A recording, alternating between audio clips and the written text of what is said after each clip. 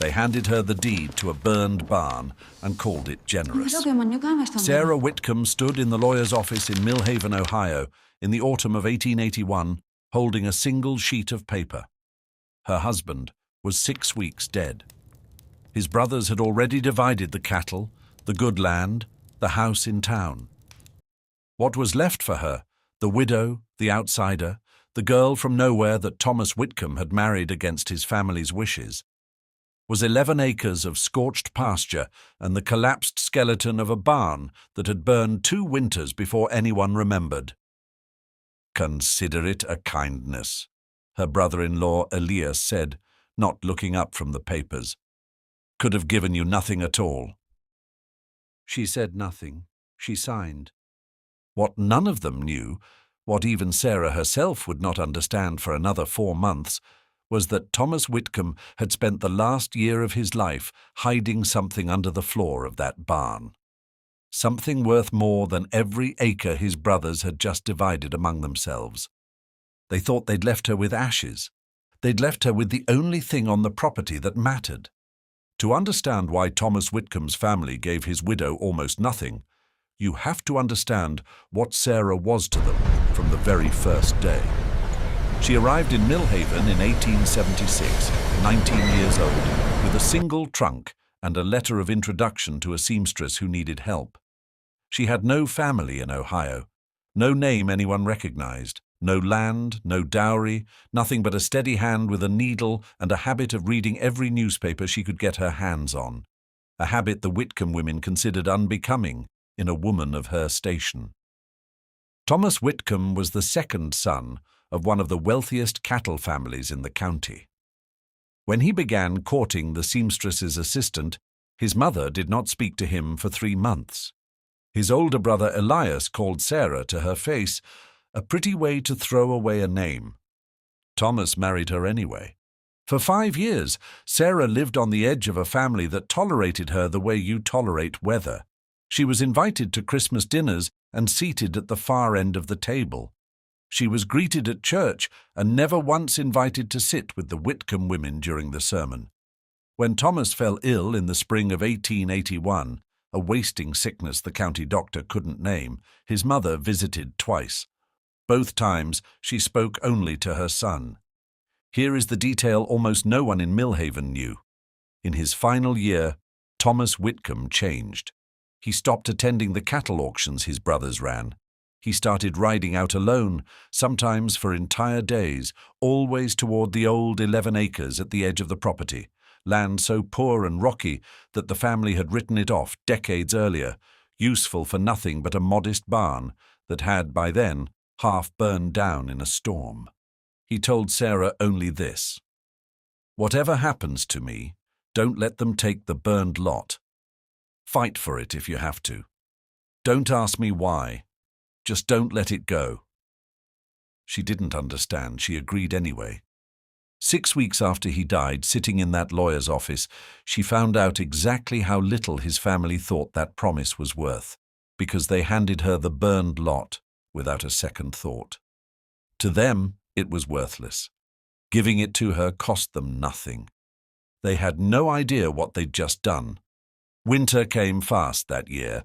Sarah moved out of the house Thomas's family had let her keep for exactly 30 days, a courtesy, Elias called it, and into a rented room above the dry goods store.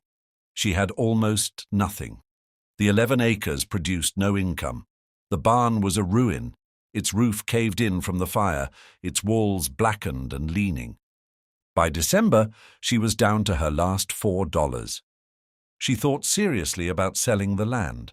A man named Otis Granger, who ran the feed store, offered her $6 for the whole parcel. Just to be rid of the eyesore, he said. $6 for 11 acres. She almost took it. What stopped her was Thomas's voice in her memory. "Don't let them take the burned lot.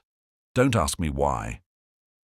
So instead of selling, she walked out to the property on a bitter afternoon in January 1882, alone, with a lantern and a crowbar, determined to at least understand what she was holding on to before she let it go. The barn's collapsed roof had crushed most of the interior. She had to climb over burnt timber just to reach the old stalls. And it was there, prying up a section of scorched flooring that seemed oddly reinforced with fresh lumber that didn't match the age of the rest of the structure, that she found the first sign that something was wrong. Someone had rebuilt part of this floor recently, within the last 2 years. Her husband had been coming out here alone for exactly that long. She pried up 3 more boards before her lantern oil ran low. Underneath, she found not gold, not silver, not treasure, but a metal strongbox, rusted at the hinges, wedged into a shallow pit, dug directly into the earth beneath the barn floor. Inside were 3 things: a leather-bound ledger, a folded map with markings she didn't recognize, and a small burlap pouch containing raw ore samples, grey-black rock veined with something that caught the lantern light. She had no idea what she was looking at, but she knew enough to know it wasn't nothing. Here's what Sarah didn't know yet, and what you need to understand to grasp the size of what she'd just found. In 1879, 2 years before Thomas died, a geological survey team had passed through the hill country west of Millhaven, quietly mapping mineral deposits for a railroad company scouting new lines. Most of their findings were unremarkable, but one survey marker, logged and then, oddly, never followed up on, noted a promising silver-bearing vein running directly beneath a stretch of worthless, fire-damaged pasture land on the Whitcomb property. Thomas Whitcomb had been a minor clerk at the county recorder's office before he inherited his share of the family's land holdings. It was his job to file exactly these kinds of survey reports. He had seen it, and he had told no one. Why would a man hide a fortune from his own family? That question sat at the center of everything that followed, and Sarah wouldn't get her answer for another 2 months. She took the ledger and the ore samples back to her room above the dry goods store that night and didn't sleep at all. The ledger, once she worked through Thomas's cramped handwriting by candlelight over the following week, told a story his family never knew. Thomas hadn't hidden this out of spite or greed for himself.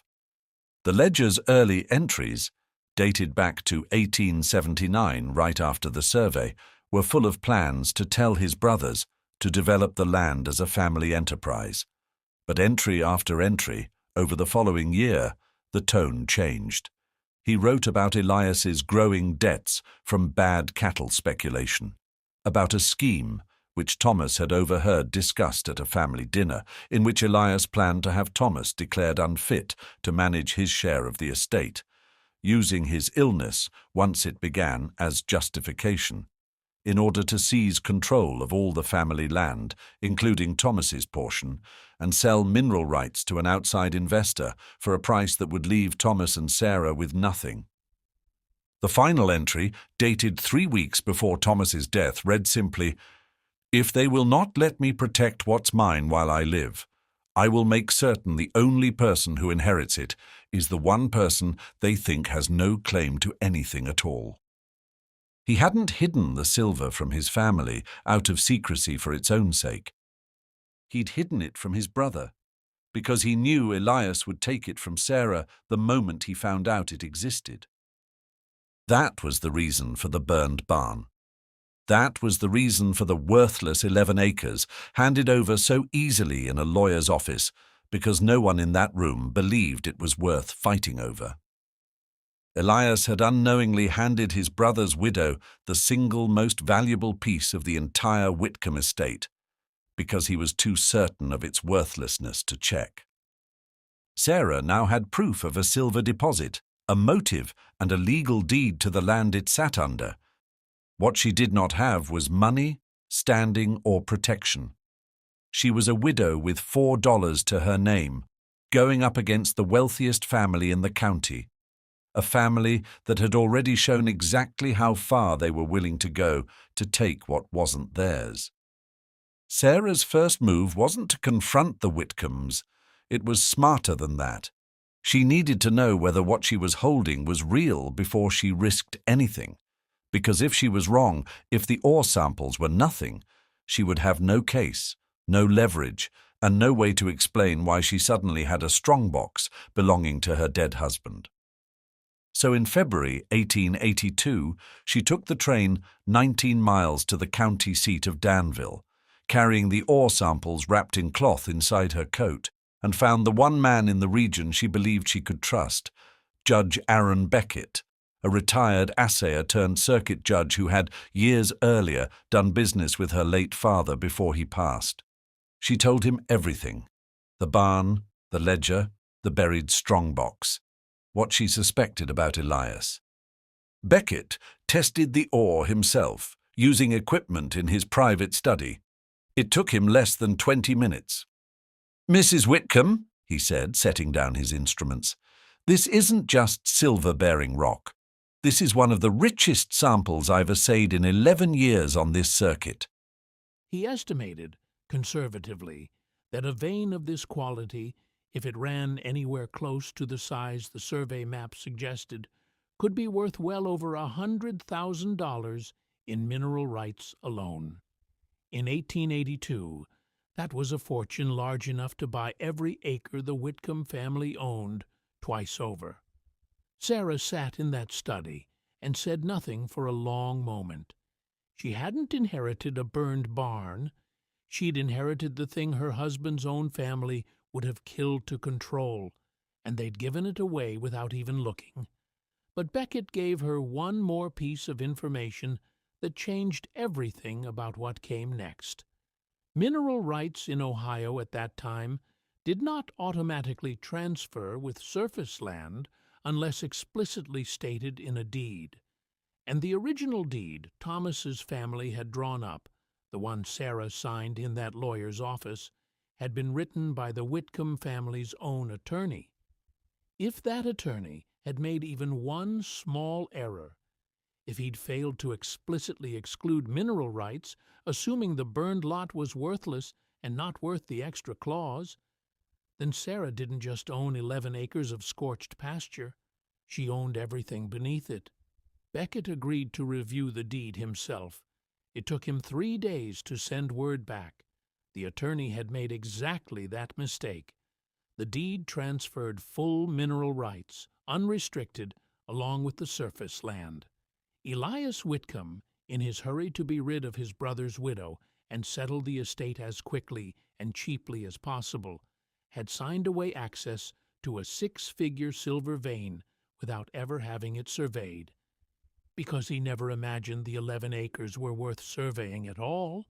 Sarah now had everything she needed: a verified fortune, a legally airtight deed, and documented proof in her husband's own hand of exactly why he'd hidden it from his brother. What she didn't yet have was safety, because the moment Elias Whitcomb learned what she now knew, everything about how far he'd go to take it back would be tested.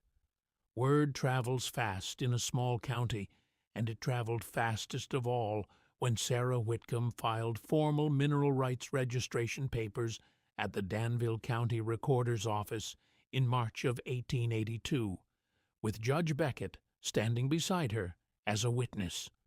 Elias found out within 2 days. He arrived at her rented room above the dry goods store without warning, and for the first time in 6 years of knowing her, he didn't speak to her the way he always had, like she was an inconvenience to be managed. "There's been some mistake," he said. "That land was never meant to leave the family's control in any real sense. We can revise the arrangement, a fair settlement." Sarah had spent weeks preparing for this exact conversation. "There's no mistake," she said. "Your attorney wrote the deed. You signed it. I own that land and everything under it, free and clear. And I have a judge, an assayer's report, and my husband's own ledger explaining exactly why he made sure it would end up in my name instead of yours." The color left Elias's face. She didn't need to say the rest out loud. They both understood what the ledger meant, that his own scheme to have Thomas declared unfit and seize the estate was now documented in writing, by the one man who had seen it coming and built a plan specifically to stop it from succeeding. Elias tried, over the following weeks, everything he could think of. He hired an attorney to challenge the deed. The challenge failed within a month, dismissed by the very court his own family's name usually carried weight in, because the paperwork was simply undeniably correct. He spread word through Millhaven that Sarah had somehow tricked his dying brother. Few people believed him. Too many remembered exactly how the Whitcombs had treated her for 5 years. By late spring, Elias Whitcomb made one final visit. This time, he didn't come to negotiate. He came to ask, quietly, almost unable to say it, whether she would consider selling him a partial stake, enough to save what remained of his own finances, which the cattle speculation debts from the ledger had, it turned out, nearly destroyed. Sarah thought about the empty chair at the far end of every Christmas table, about the 30 days she'd been given to vacate her own home, about "consider it a kindness,"